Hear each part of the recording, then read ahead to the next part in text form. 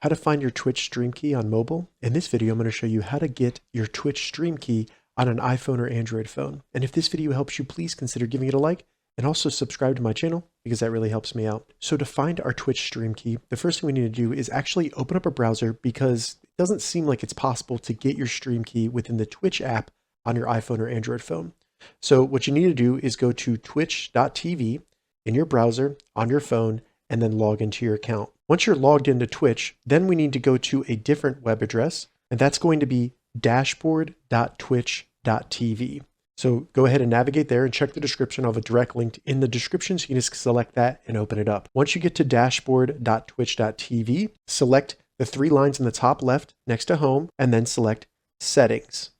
Now select stream. Then if you need to close the menu, select the three dots again in the top left, and then you'll be able to see your stream key at the top. Now you can either see it by selecting show, or you can select copy directly next to the text box to copy it to your phone's clipboard. Additionally, if you have exposed it somehow or somebody else found your stream key, you can select reset, and that will give you a new stream key. All right, so that's how you find your Twitch stream key on an iPhone or Android phone. If this video helped you, give it a thumbs up, and please consider subscribing to my channel.